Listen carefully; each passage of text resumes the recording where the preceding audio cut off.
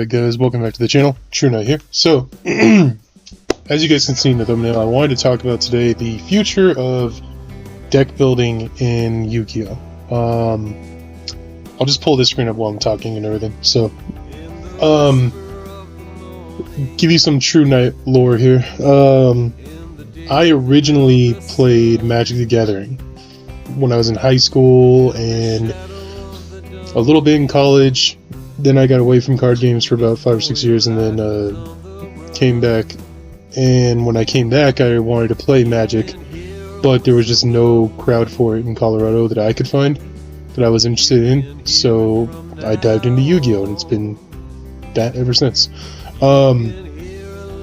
Anyway, the reason I bring that up is because I wanted to bring up the similarities that I am seeing from even years ago when I played Magic compared to now with Yu-Gi-Oh! What I'm seeing more and more. And what I'm seeing more and more in Yu-Gi-Oh! In the future that I don't want to say predict, but like I can see happening, I feel like, is we're like pure decks are gonna become extinct almost, is what it feels like. What do I mean by that? Let's take your a high tier engine. Let's talk like Kashtira. We'll talk about Kashtira. So people on your own, you can play Kashtira, yes, but the game has introduced cards and draw power and weird interaction to where, sure, you can play your pure Kashtira deck, but how much better would it be to include this, or include that, or include this other engine, or include maybe Kashtira into a different primary engine, and go that way. For example, Tenpai. We all thought Tenpai got murked on the ban list.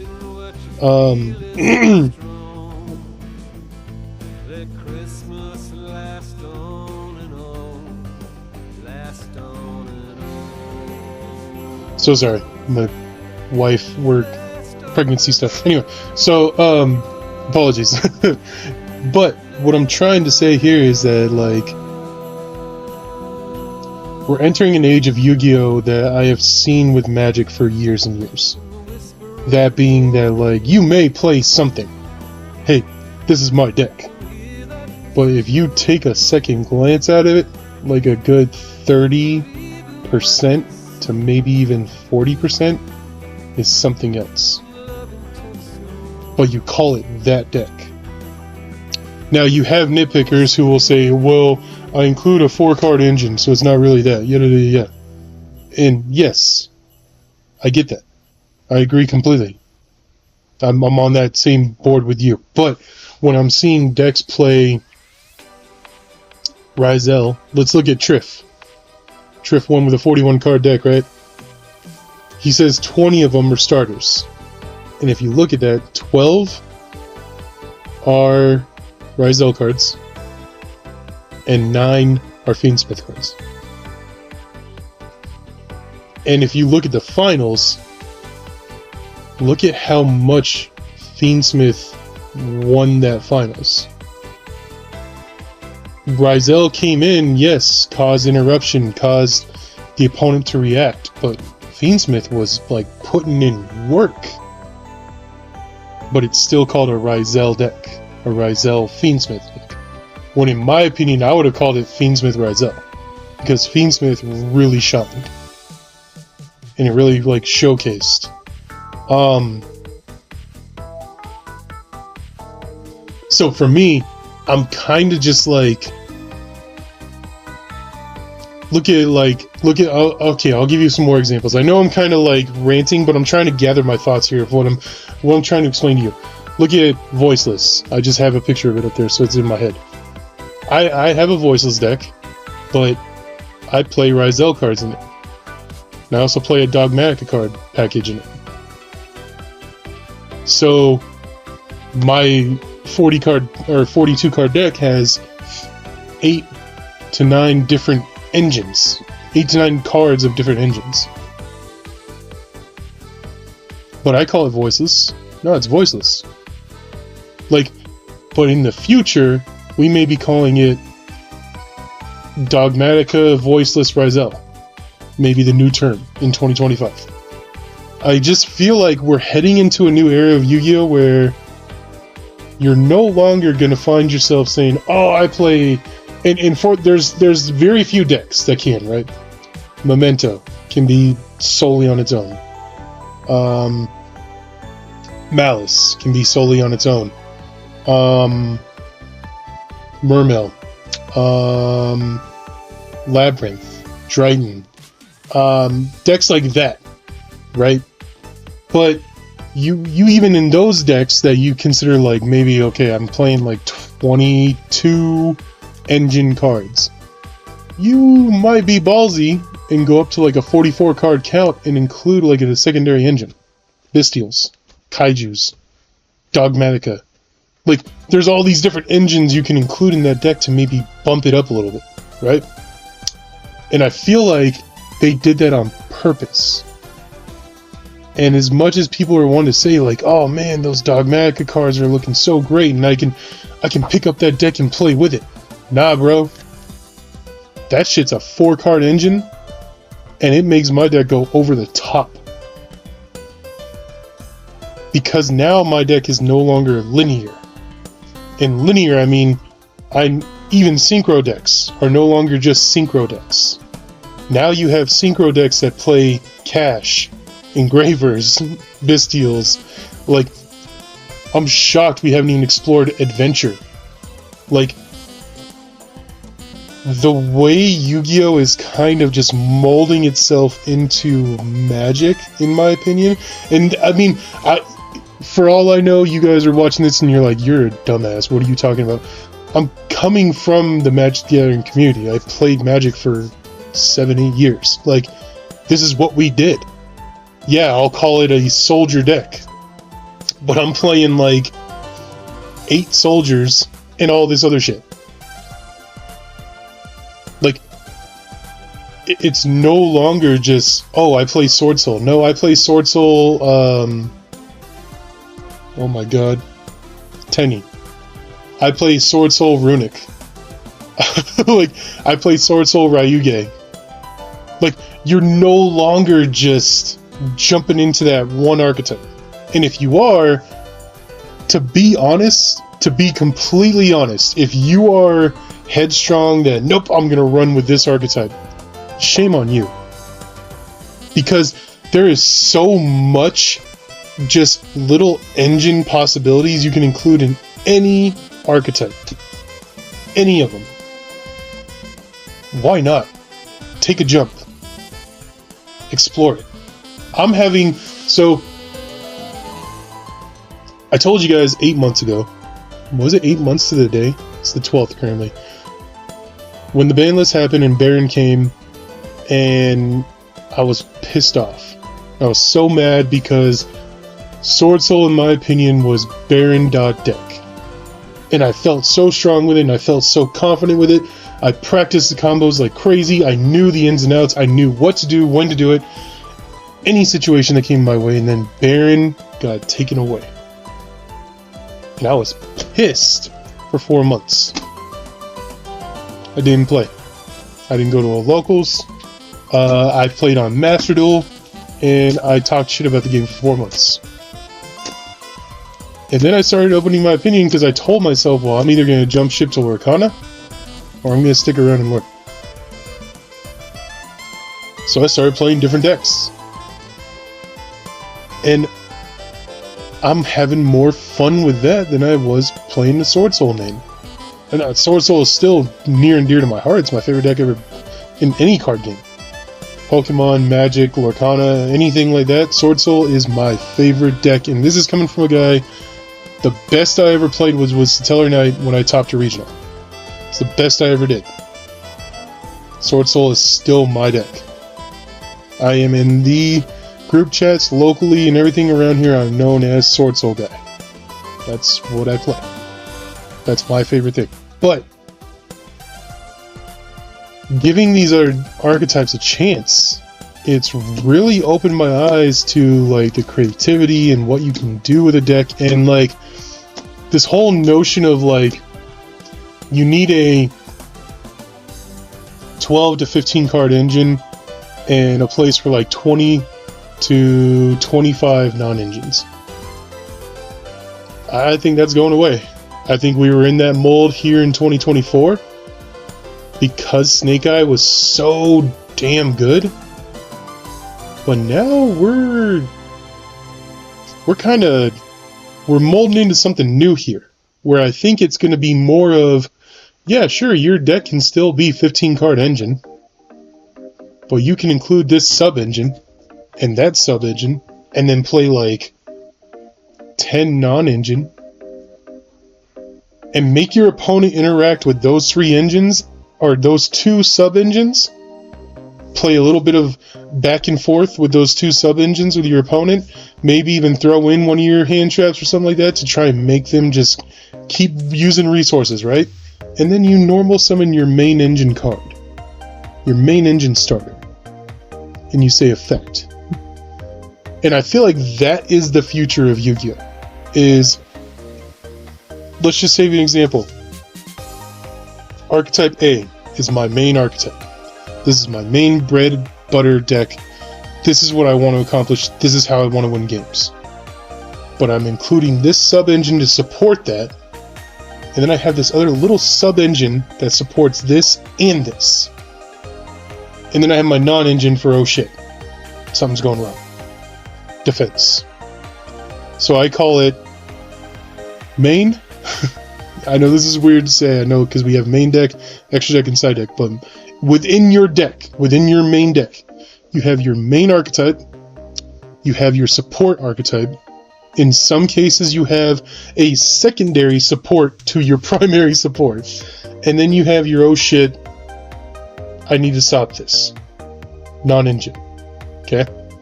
Ash, Imperm, all that shit. I feel like we have gone from archetype and oh shit to archetype support, maybe even secondary support, oh shit. And I feel like it's more fun. It's more fun than archetype and oh shit. It's more fun than 20 engine, 20 non-engine. No, I play 20 engine of what I want to do and what I want to accomplish, and I play like 6 to 8 support, and then I play like 10 to 12 non-engine.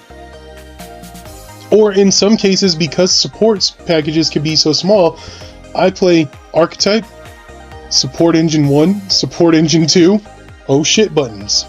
Like, and it's really, really fun, man. I'm really enjoying it. And I'm getting a kick out of it, and I'm seeing it because I'm seeing it left and right on YouTube, guys. Go YouTube. Deck profile December 2024 post ban list. Don't even put a name. Just deck profile. And you're gonna see shit like invoked Kashtira Fiendsmith. Fucking, I've seen like Ryuge Sword Soul Dinos. Tempai Kashtira Dragon Rulers.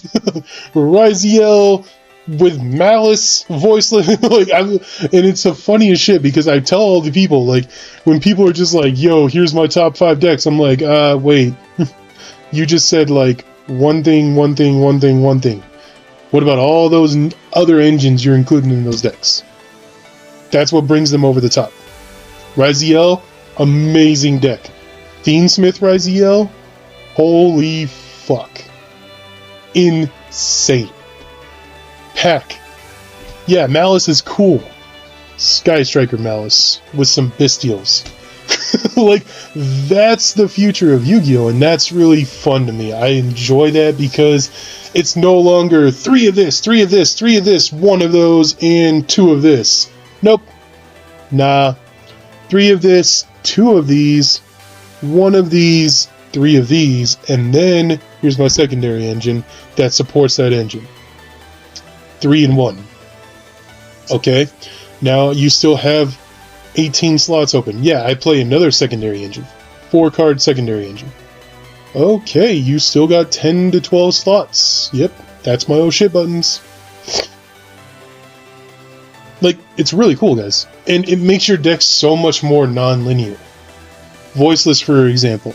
I can go the route of, like, if I'm going first and I'm trying to pop off, I can potentially XYZ, go into Nadir, and then finish with a ritual. Whereas opposed before, what was Voiceless when it first came out? Get to Skull Guardian, use Old Man as backup, and hold on to non-engine. No, look at it now. I've had boards where you guys have seen it. I've ended up with Detonator, Nadir Servant, Trias, Skull Guardian, and still have non-engine in hand. It's just so much more now. It's so much more. And it's just fun. And yeah, the ban lists, I was pissed. I've said this in multiple videos so far already, the way they did the ban list was the most insanely cool experience that I think I've experienced with Yu-Gi-Oh! Jerome coming in like Billy Badass, dropping his case after a YCS, and telling the second place guy, hey, sucks that you just lost, now I'm taking away your cards too. The biggest flex, it was literally Konami dropping their balls on the table and looking at us and saying, your move. And we freaked. The Yu-Gi-Oh! Community flipped the fuck out. My chat was like a bunch of bees. Holy shit, buzzing. Just for an hour. That was so cool. This is so fucking awesome. I can't believe that. I love this. I love that.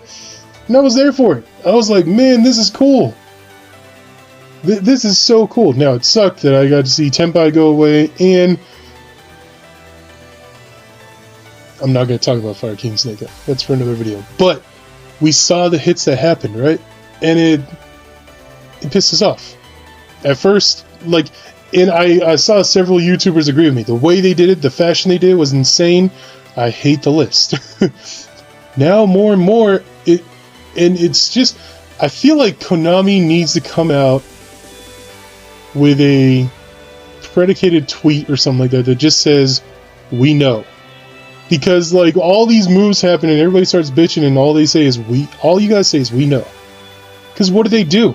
Everybody's sitting here like, oh, the Dragon Rulers come back, nobody gives a fuck. And then last night they announced 2 new Dragon Rulers.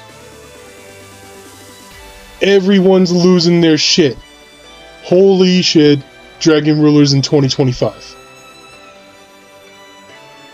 That's why I went and picked up a playset of each. Just because I was like, well, shit. Maybe this will be my deck. You know? Because I've told you guys over and over, I'm searching for that next deck that's like Sword Soul to me, where it's just like, that's my deck. That's my favorite deck right now. And I haven't done that yet, but I'm enjoying the game more having like 3 decks that I love, as opposed to just that one main deck. It's like going from being a one-trick Annie in League of Legends to being that person that can be like, yeah, I can take whatever lane and who do you guys want me to pick? What helps the team? You learn so much more about the game, and I become better at it because of it. So, my challenge to you, fellow people, those of you who may be disagreeing with me, take a look at deck profiles online. Talk to your community.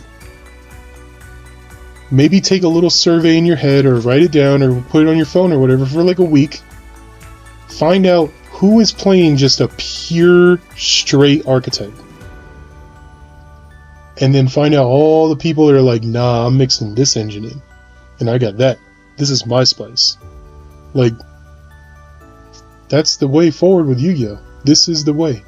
Not to go all Star Wars on you and shit, but yeah, that's just my thoughts, guys. I thought it was just something really cool that I've been thinking about and talking about, and I wanted to make a video on it because, for me, it's exciting. It takes deck building and creation and creativity to a whole nother level. So I hope it challenges you guys in the right way, and I hope you guys take it positively. I'm trying to turn the vibes around on the channel. I know I've been very, like, doom and gloom about Yu-Gi-Oh! In 2024, but, like, the end result, like, yes, they come out with sets like the tins and then re-release Bonanza, and like you're just sitting there like, well, fuck my wallet. But like, what we're getting right now, like I feel like they're really starting to turn the ship around, you know, and that YCS was a real like hammer on the nail of them saying, guys, we're gonna start doing shit right by you. And it's a good feeling. And I feel like the reason they're doing that is because they see what Lorcana is doing and how much the community is just enjoying that and loving that. And I feel like they're taking a page out of it. And they're just saying, well, yeah, they can do it, but we're an established card game and we have the best card game. So let's start doing a little bit of what they're doing, and we're going to start bringing our community back. And it's happening. I mean, yeah, the pricing's still not up to par and yada, yada, yada, but they're improving. And deck building is now more fun than it has been to me since I started playing this game. So I'm enjoying it, and I want my community to feel that positivity. I think it's really cool. I think it's really fun. I'm having a good time, and I'm hoping that I'm right, and that 2025 brings on a whole bunch of just fun, creative deck building. I got oversleeves that I'm about to oversleeve on a deck. But yeah, so that'll be it for me, guys. Please like, comment, subscribe. Watch out other videos that I have on the channel. I'm doing deck profiles for early in format of just things that I'm thinking up. And I'll see you guys in the next one. Peace.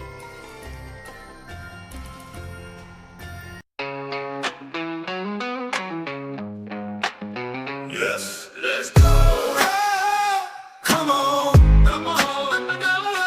Level heavy metal, let foot up on the pedal.